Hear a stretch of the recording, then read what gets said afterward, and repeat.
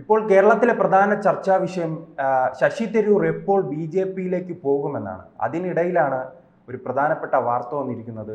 കാരണം കുറച്ചുനാൾ മുൻപ് ലോക്സഭാ തെരഞ്ഞെടുപ്പ് കാലത്ത് ശശി തരൂരും രാജീവും തമ്മിൽ മത്സരിക്കുമ്പോൾ അദ്ദേഹം ഒരു മാനനഷ്ട കേസ് കൊടുത്തിരുന്നു.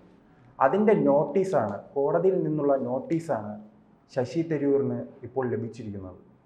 അങ്ങനെ ശശി തരൂറും BJP-യും തമ്മിലുള്ള ബന്ധം ഇനി എങ്ങനെയായിരിക്കും? ഈ ശശി തരൂരും BJP-യും തമ്മിലുള്ള ബന്ധം രാഷ്ട്രീയമാണ്. നമുക്ക് രാഷ്ട്രീയത്തിൽ സ്ഥിരമായ ശത്രുക്കളോ മിത്രങ്ങളോ ഇല്ല. രാഷ്ട്രീയ എതിരാളികൾ മാത്രമേ ഉള്ളൂ. നമുക്കറിയാമല്ലോ, ഇപ്പോൾ സന്ദീപ് വാര്യർ BJP-യിൽ നിന്നിരുന്ന സമയത്ത് കോൺഗ്രസിനെയും CPM-നെയൊക്കെ എത്ര രൂക്ഷമായിട്ടാണ് ആക്രമിച്ചിരുന്നത്. കോൺഗ്രസിനെ പ്രത്യേകിച്ചും നെഹ്റു തുടങ്ങി എല്ലാ കോൺഗ്രസ് നേതാക്കളെയും അതിഭീകരമായിട്ട് നെഹ്റു കുടുംബത്തെ ടാർഗറ്റ് ചെയ്ത് ആക്രമിക്കുന്നതിൽ സന്ദീപ് വാര്യർ വലിയ മിടുക്ക് കാട്ടിയിരുന്നു. ചാനൽ ചർച്ചകളിൽ സന്ദീപ് വാര്യർ വലിയ രീതിയിൽ സ്കോർ ചെയ്തിരുന്നു. പക്ഷേ ഈ സന്ദീപ് വാര്യർ പാലക്കാട് ഉപതെരഞ്ഞെടുപ്പിന് ശേഷം കോൺഗ്രസിലേക്ക് പോവുകയും ഇപ്പോഴിതാ BJP-ക്കെതിരെ അതിരൂക്ഷമായ ആക്രമണങ്ങൾ, വിമർശനങ്ങൾ ഒക്കെ നടത്തിക്കൊണ്ടിരിക്കുകയും ചെയ്യുന്നു. ഒരു ചെറിയ സംഭവത്തെ പോലും സന്ദീപ് വാര്യർ എടുത്ത് വലിയ പർവ്വതീകരിച്ച് കാണിച്ചുകൊണ്ട് BJP-യെ ആക്രമിക്കുന്നു. ഇതൊക്കെ രാഷ്ട്രീയമാണ്. രാഷ്ട്രീയത്തിൽ ഇതൊക്കെ ഞാൻ നേരത്തെ പറഞ്ഞതുപോലെ സ്ഥിരമായ ശത്രുക്കളോ സ്ഥിരമായ മിത്രങ്ങളോ ഇല്ല. രാഷ്ട്രീയത്തിൽ എതിരാളികളും കൂട്ടുകെട്ടുകളും അടവ് നയങ്ങളും മാത്രമേ ഉള്ളൂ. അവിടെ ആത്യന്തികമായിട്ട് ജനങ്ങളുടെ സമ്മതി നേടി വിജയിക്കുക, അതേത് പാർട്ടിയിലാണ് അല്ലെങ്കിൽ സ്വതന്ത്രനാണോ എന്നുള്ളതൊന്നും ഒരു വിഷയമേ അല്ല. ആത്യന്തികമായി ജനാധിപത്യ സംവിധാനത്തിലൂടെ വിജയിച്ച് വരിക എന്നുള്ളതാണ് ഏതൊരു രാഷ്ട്രീയ നേതാവിൻ്റെയും അജണ്ട, ലക്ഷ്യം.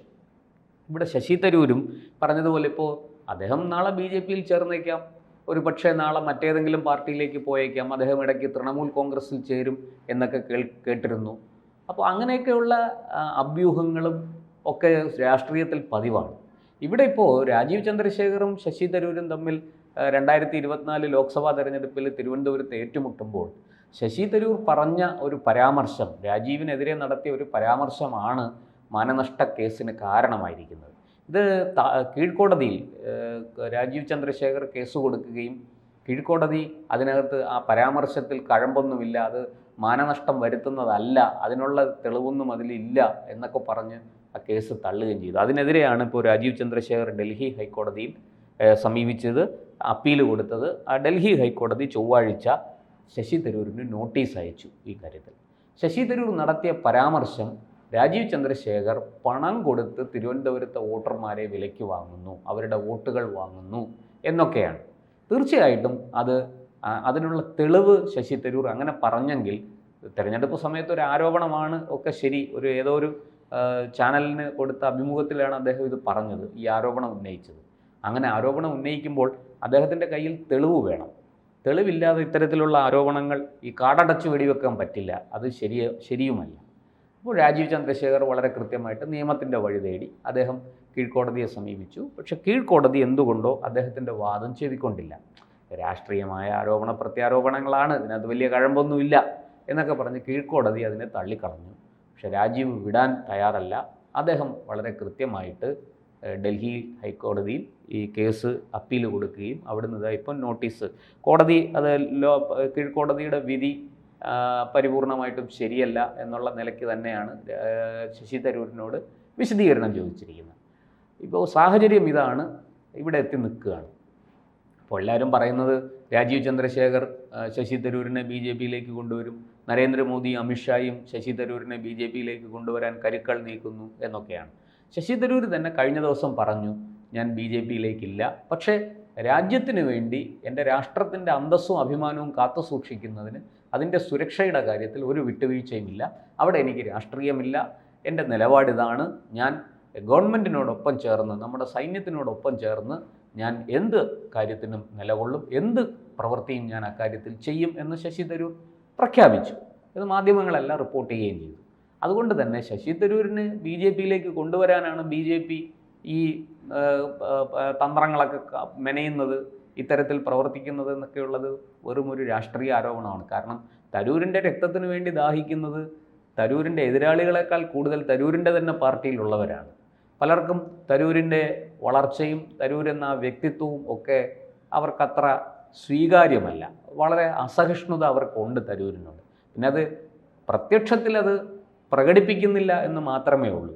അപ്പോൾ തരൂരിൻ്റെ ഒപ്പമുള്ളവർ തന്നെ തരൂരിനെ ഇകഴ്ത്താനും കരിവാരി തേക്കാനും ഒക്കെ വളരെയധികം ശ്രമിക്കുന്നുണ്ട്. പണ്ട് തരൂര് കേരളത്തിൽ മത്സരിക്കാൻ വന്നപ്പോൾ 2009 തെരഞ്ഞെടുപ്പിൽ വന്നപ്പോൾ തരൂരിന് മലയാളം അറിയില്ല എന്ന് പറഞ്ഞ് ഏറ്റവും കൂടുതൽ അതിനെതിരെ ആ രീതിയിൽ പ്രചാരണം നടത്തിയത് പോലും ഈ കോൺഗ്രസ്സുകാർ തന്നെയാണ്. പല തരൂരിൻ്റെ അല്ല, ഇനി എല്ലാവരും പ്രതീക്ഷിക്കും പോലെ രാജീവിനോടൊപ്പം അണ്ണൻ തമ്പിയായി ശശി തരൂർ പോകും. അപ്പോൾ ഈ കേസിൻ്റെ അവസ്ഥ എന്തായിരിക്കും? ഞാൻ നേരത്തെ പറഞ്ഞില്ലേ, രാഷ്ട്രീയത്തിൽ അങ്ങനെ സ്ഥിരമായ ശത്രുക്കളോ മിത്രങ്ങളോ ഒന്നുമില്ല. അതുകൊണ്ട് തന്നെ ഈ പറയുന്നത് പോലെ ഭാവിയിൽ തരൂര് വന്നാൽ രാജീവ് 2 കൈയും നീട്ടി സ്വീകരിക്കാതിരിക്കുമോ? സ്വീകരിക്കാൻ തന്നെയാണ് സാധ്യത.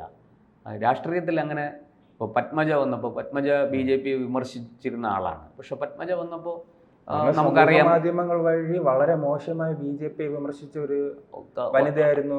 അതെ, വിമർശിക്കുന്ന ആൾക്കാരോടൊപ്പം നിന്നിരുന്ന ഒരാൾ കൂടിയാണ്. അതെ, ഫേസ്ബുക്ക് പരിശോധിച്ചാൽ അറിയാം. ആ പത്മജ ഇന്നിപ്പോൾ BJPയുടെ വളരെ അടിയുറച്ച ഒരു നേതാവായി മാറിയിരിക്കുകയാണെന്ന് മാത്രമല്ല, കോൺഗ്രസിനെ വേട്ടയാടുന്നതിൽ, ഈ പറയുന്നത് പോലെ സമൂഹ മാധ്യമങ്ങളിലൂടെ കോൺഗ്രസിനെ വേട്ടയാടുന്നതിൽ അവർ തൻ്റെതായ പങ്ക് വഹിക്കുന്നുണ്ട്. അതോടൊപ്പം തന്നെ ഈ പത്മജയുടെ വരവിൻ്റെ സമയത്ത് പറഞ്ഞിട്ടുണ്ട്, ഈ ഉള്ള വോട്ടും കൂടെ കുറയുന്നു തൃശ്ശൂരിൽ. കാരണം ഇലക്ഷന് മുൻപായിരുന്നല്ലോ വന്നത്. അപ്പോൾ ഈ BJPക്ക് കിട്ടിക്കൊണ്ടിരുന്ന വോട്ട് പോലും BJPക്ക് കിട്ടില്ലെന്നാണ് പറഞ്ഞത്. പക്ഷേ ലോക്സഭാ തെരഞ്ഞെടുപ്പ് കഴിഞ്ഞപ്പോൾ നാം മനസ്സിലാക്കിയത് 75,000 വോട്ടിൻ്റെ ഭൂരിപക്ഷത്തിനാണ് സുരേഷ് ഗോപി അവിടെ ജയിച്ചത്. അപ്പോൾ തരൂരിൻ്റെ വരവ്, അങ്ങനെ BJPയിലേക്ക് തരൂർ ഭാവിയിൽ വരുമെങ്കിൽ ഈ കേസിൻ്റെയൊക്കെ കഥ അവിടെ കഴിഞ്ഞു. അത് അവരെല്ലാം സംസാരിച്ച് കോംപ്രമൈസ് ചെയ്തിട്ടായിരിക്കുമല്ലോ വരുന്നത്. ഒരിക്കലും അങ്ങനെ ഒരു BJPക്ക് ഉള്ളിൽ വന്നതിന് ശേഷം അദ്ദേഹത്തിനെതിരെ അത്തരത്തിലുള്ള ഒരു കേസ്, അതൊന്നും നടക്കുന്ന കാര്യമല്ല, അതത്ര എളുപ്പവുമല്ല. പക്ഷേ തരൂർ BJPയിലേക്ക് വന്നാൽ തിരുവനന്തപുരത്തിൻ്റെ ചിത്രം മാറും. തിരുവനന്തപുരത്തിൻ്റെ ഒരു മൊത്തത്തിലുള്ള ആ വോട്ടിംഗ് പാറ്റേണും എല്ലാം മാറും. അതൊരു സത്യമാണ്. അതുകൊണ്ട് തരൂർ വന്നുകൂടായികയൊന്നുമില്ല, തരൂർ വരാനുള്ള സാധ്യതയുണ്ട്. ഒരു പക്ഷേ ഇപ്പോൾ നമുക്ക് പറയാൻ പറ്റില്ല ഏത് രാഷ്ട്രീയ നേതാവ് ഇന്ന് ഏത് പാർട്ടിയിൽ നിൽക്കും എന്നൊന്നും നമുക്ക് പറയാൻ പറ്റില്ല. BJP വിട്ട് കോൺഗ്രസിൻ്റെ കൂടെ പോയവരുണ്ട്, CPM വിട്ട് BJPയിലേക്ക് വന്നവരുണ്ട്. ബംഗാളിലൊക്കെ നമ്മളത് കണ്ടതാണ്. CPMൻ്റെ എത്രയോ പ്രഗത്ഭരായ നേതാക്കൾ, ജില്ലാ സംസ്ഥാന നേതാക്കൾ അവിടെ BJPയിൽ ചേർന്ന സംഭവങ്ങളുണ്ട്. അവിടുത്തെ MLA ആയിരുന്ന ആൾ BJPയിൽ ചേർന്നിട്ട സംഭവമുണ്ട്. ഇത് പണ്ട് ഒരു ചർച്ചയിൽ രാഹുൽ മാങ്കൂട്ടത്തിൽ, യൂത്ത് കോൺഗ്രസ് നേതാവായ രാഹുൽ മാങ്കൂട്ടത്തിൽ ഇക്കാര്യം എടുത്തു കാട്ടി ജോൺ ബ്രിട്ടാസിനെ, CPMൻ്റെ ജോൺ ബ്രിട്ടാസിൻ്റെ വായടപ്പിക്കുന്ന ഒരു കാഴ്ച നമ്മൾ കണ്ടതാണ്. അപ്പോൾ രാഷ്ട്രീയത്തിൽ അങ്ങനെ സ്ഥിരമായ ശത്രുക്കളോ മിത്രങ്ങളോ ഇല്ല, കൂട്ടുകെട്ടുകളേ ഉള്ളൂ, രാഷ്ട്രീയ എതിരാളികളേ ഉള്ളൂ. ഇന്നത്തെ ശത്രു നാളത്തെ മിത്രമാണ്, ഇന്നത്തെ മിത്രം നാളത്തെ ശത്രുവാണ്. അതുകൊണ്ട് ശശി തരൂരിനെ സംബന്ധിച്ച് രാജീവ് ചന്ദ്രശേഖർ കൊടുത്തിരിക്കുന്ന ഈ കേസ് അദ്ദേഹം നിയമപരമായിട്ട് തന്നെ നേരിടും. അദ്ദേഹം അത് നിയമപരമായിട്ട് അതിന് മറുപടി കൊടുക്കും. ഇനി ആ കേസിൽ കഴമ്പുണ്ടെങ്കിൽ അതിൻ്റെ വിചാരണ നടക്കട്ടെ, നമുക്ക് നോക്കാം എന്താണ് സംഭവിക്കുന്നതെന്ന്. പക്ഷെ അതൊന്നും ശശി തരൂർ BJPയിലേക്ക് വരാൻ നിശ്ചയിച്ചിട്ടുണ്ടെങ്കിൽ അതിനെ തടസ്സപ്പെടുത്തുന്നതാകില്ല എന്നുള്ള കാര്യം തീർച്ചയായും. കൂടുതൽ വാർത്തകളും വിശേഷങ്ങളും നിങ്ങളിലേക്ക് എത്താൻ ABC മലയാളം സബ്സ്ക്രൈബ് ചെയ്യുക, ബെൽ ബട്ടണും അമർത്തുക.